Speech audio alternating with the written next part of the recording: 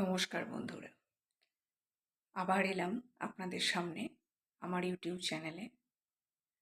আমি আজকে আজতক চ্যানেলের ৯টার সময় যে অনুষ্ঠানটি হয় ব্ল্যাক অ্যান্ড হোয়াইট অনুষ্ঠানটি দেখছিলাম। তা সেক্ষেত্রে মহাকুম্ভ নিয়ে ওখানে তো ধারাবাহিকভাবে প্রতিবেদন দেখানো হচ্ছে, বিভিন্ন বিষয় নিয়ে আলোচনা হচ্ছে। তা আমি আজকের প্রতিবেদনটি শুনলাম, ব্ল্যাক অ্যান্ড হোয়াইটে যেটি রয়েছে।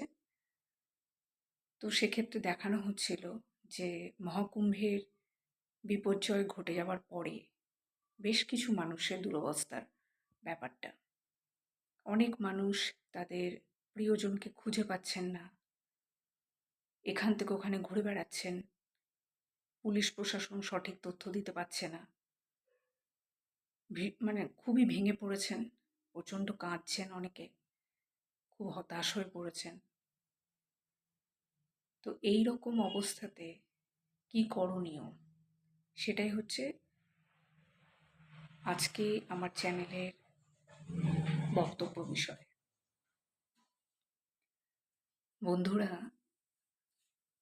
আমার মনে হয় মহাকুম্ভের মতো একটি এত বিশাল কর্মযজ্ঞের ক্ষেত্রে প্রত্যেকটি তীর্থযাত্রী যারা ওখানে উপস্থিত হয়েছেন এবং ভবিষ্যতে হতে যাচ্ছেন, তাদের প্রত্যেকের বায়োমেট্রিক রেকগনিশন হওয়াটা খুব জরুরি।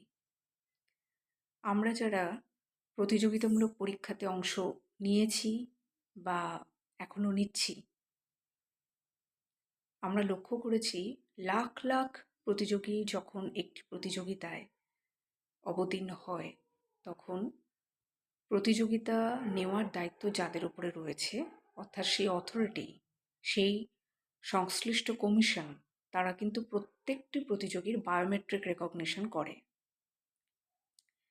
কিছু ক্ষেত্রে পরীক্ষার ফর্ম ফিল আপের সময়তে লেফট থাম্ব ইমপ্রেশন নেওয়া হয়, কিছু ক্ষেত্রে লেফট থাম্ব ইমপ্রেশন নেওয়া হয় না, কিন্তু পরীক্ষা হলে বায়োমেট্রিক রেকগনিশন করা হয়।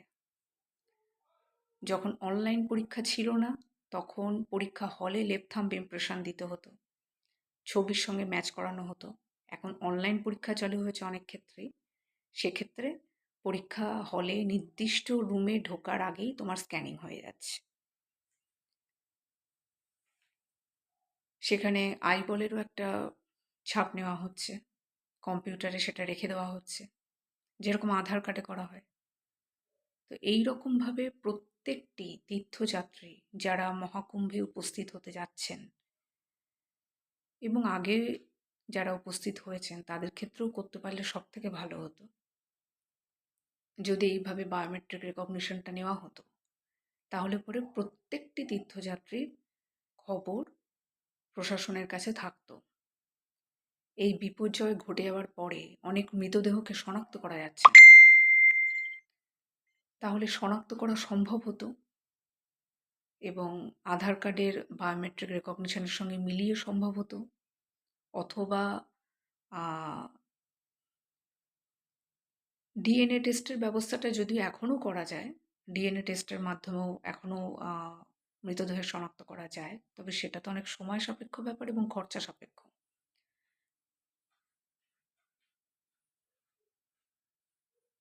বায়োমেট্রিক রেকগনিশন হলে পরে সেটা খুব সহজে প্রত্যেকটি তীর্থযাত্রীর পরিচয়টা জানা যেত, এটা আমি মনে করি। এবং এটা করা সম্ভব। জানি আমরা যখন চাকরির পরীক্ষা দিই তখন লাখ লাখ পরীক্ষার্থীর ব্যাপার, কিন্তু এখানে কোটি কোটি মানুষ।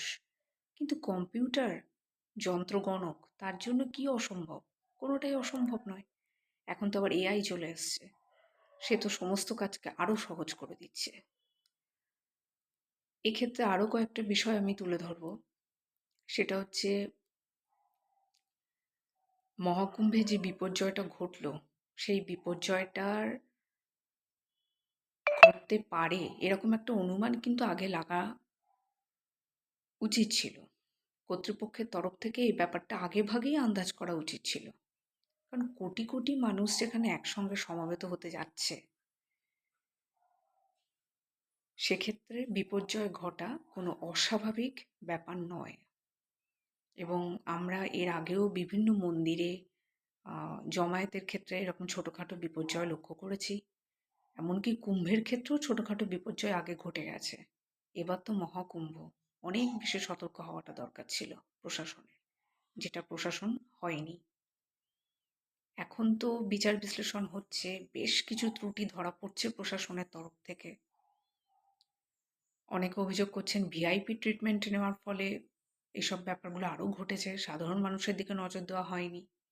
দেখুন, হিন্দু ধর্মে ভগবানও ভিআইপি হন না, সেক্ষেত্রে মানুষ তো ভিআইপি হবেন, এটা তো আমরা প্রত্যাশাই করি না। আমাদের ভগবান আমাদের সঙ্গে মিশে যান, তিনি ভক্তের ভগবান হয়ে যান, যেখানে ভক্ত সেখানে তিনি। তো সেক্ষেত্রে মানুষ ভিআইপি হিন্দু ধর্মে, এসব চলে না আমাদের ধর্মে। যাই হোক, যা হয়েছে হয়েছে। কুম্ভ মেলাতে এখনো অনেক দিন বাকি আছে।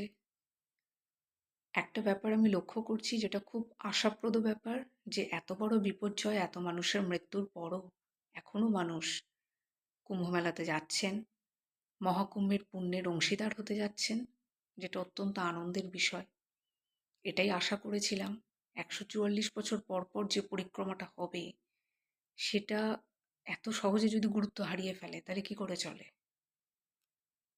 মানুষ যান, অবশ্যই যান, প্রশাসনের সঙ্গে সহযোগিতা করুন, তবে প্রশাসনকে অনেক বেশি সতর্ক হতে হবে। যে মানুষগুলো এখনো পর্যন্ত তাদের প্রিয়জনকে খুঁজে পাচ্ছে না, তাদেরকে সাহায্য করুন, যতটা সম্ভব সাহায্য করুন, যাতে জীবিত অথবা মৃত খোঁজটা অন্তত পায়।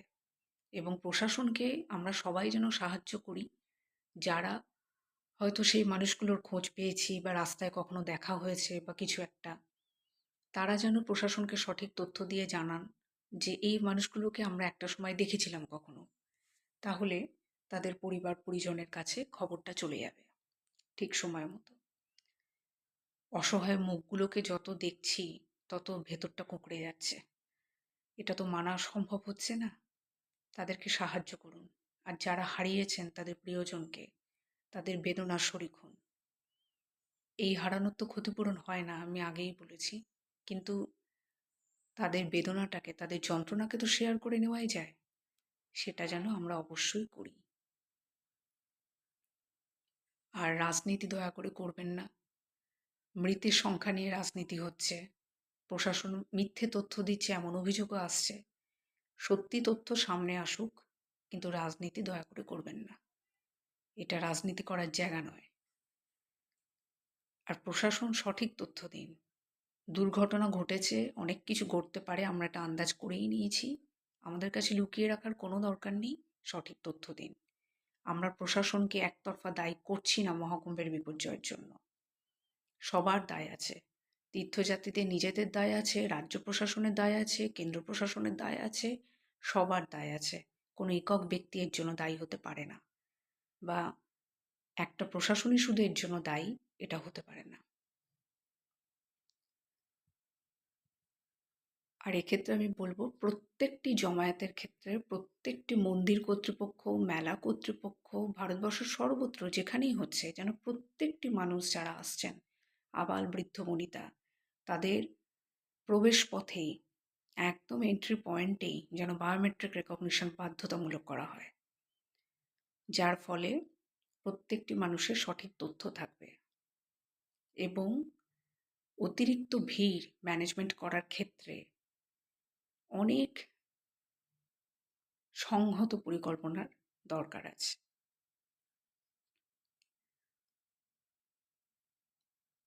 এই মহাকুম্ভের ক্ষেত্রে যেটি করা যেতে পারত বলে আমার মনে হয়, আমি কোনো বিশেষজ্ঞ নই, আমি বিজ্ঞের মতো জ্ঞান দিতেও চাই না, কিন্তু সাধারণ মানুষ হিসাবে যেটা আমার মনে হয়, মহাকুম্ভের পরিসর কিন্তু অনেকটা বিশাল অঞ্চল জুড়ে হয়েছে।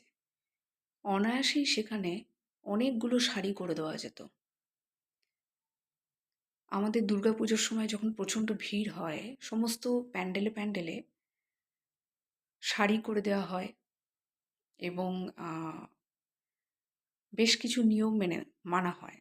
অনেক আগে ভাগে চেকিং করা হয়, অনেক আগে ভাগে একটা চেক পয়েন্ট আর কি করে দেওয়া হয়, তো সেরকমভাবে এটা করে দেওয়া যেত, অনায়াসেই করে দেওয়া যেত। মানুষকে বুঝিয়ে সুঝিয়ে নিরস্ত করা যেত এবং প্রত্যেকটা ক্ষেত্রে কিছু করে মানুষ আটকে দেওয়া হতো। যেরকম ধরুন প্যান্ডেলে যখন খুব ভিড় হয় তখন আমরা দেখি একসঙ্গে 50 জনকে ছেড়ে দিল, বাকি জনকে আটকে দিল। সেই 50 জন প্যান্ডেলে ঠাকুর দেখে বেরিয়ে এলো, তারপর আবার পরবর্তী 50 জনকে ছাড়া হলো। এরকম করে করা যেতেই পারত, যে প্রথম 10,000 জনকে ছেড়ে দেওয়া হলো, তারা চান টান করে বেরিয়ে চলে এলেন, তারপর আবার পরবর্তী 10,000 জনকে ছাড়া হলো। এরকম করা যেতেই পারত। তাহলে পরে এই এত বড় দুর্ঘটনাটা ঘটতো বলে আমার মনে হয় না। আর প্রত্যেকটা মানুষের কাছেই নিজের জীবনের দাম আছে। মানুষকে যদি আমরা ঠিকমতো বোঝাতে পারি তাহলে কি মানুষ কথা শুনতেন না? নিশ্চয়ই কথা শুনতেন। আমি এটা মনে করি।